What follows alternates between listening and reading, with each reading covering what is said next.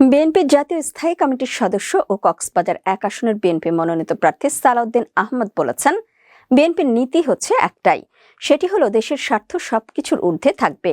তাই আমরা বলছি, সবার আগে বাংলাদেশ।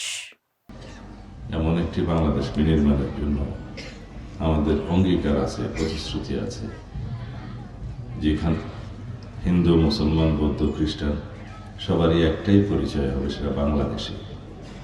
এটা আমি সব জায়গায় উচ্চারণ করি। ধর্মের ভিত্তিতে, জাতির ভিত্তিতে আমরা কখনো বিভাজনে বিশ্বাস করিনি, করবো না। এটা আমাদের অঙ্গীকার এবং আমাদের ম্যানিফেস্টো।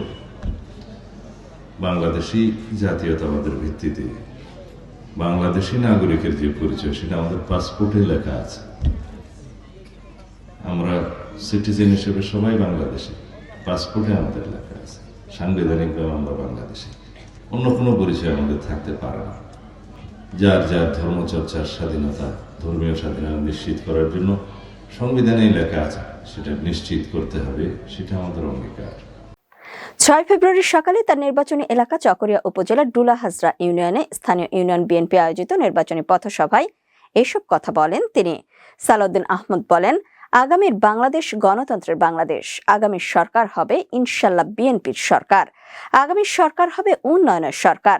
আগামীর সরকার এদেশে সুশাসন, ন্যায় বিচার, বৈষম্যহীন সমাজ ও রাষ্ট্র প্রতিষ্ঠা এবং মানবিক মর্যাদার ভিত্তিতে একটি সুশাসনের বাংলাদেশ প্রতিষ্ঠা করবে, যেটার স্বপ্ন দেখেছিলেন মুক্তিযোদ্ধারা এবং যেটা ছিল আমাদের গণ অভ্যুত্থানের শহীদদের আকাঙ্ক্ষা।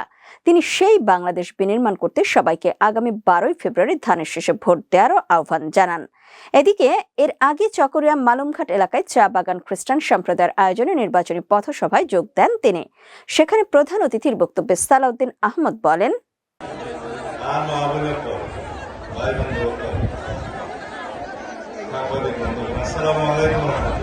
যা যা রাস্তাঘাটের তালিকা দিতে যে বেকিন এই সময় মধ্যে জোরানো ইয়ে নবা যারা বয়স 50 বছর, মোল্লা আব্দুর রশিদ সাহেব হুজুর, যারা মুরব্বী আছে, ইয়ান দিয়ে আর মুরব্বী মতলব মেম্বার সহ আরো।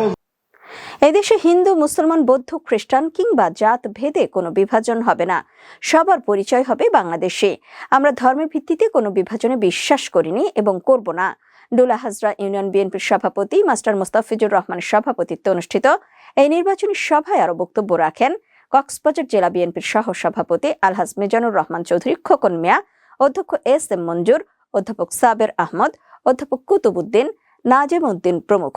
এছাড়াও মালুমঘাট এলাকায় চা বাগান ব্যাপটিস্ট চার্চ মাঠে চার্চের পালক থিউপিল মল্লিকের সভাপতিত্বে অনুষ্ঠিত পথসভায় বক্তব্য রাখেন জোসেফ অমূল্য রায়, মিন্টু দাস, কাজল মল্লিক সহ আরো অনেকেই।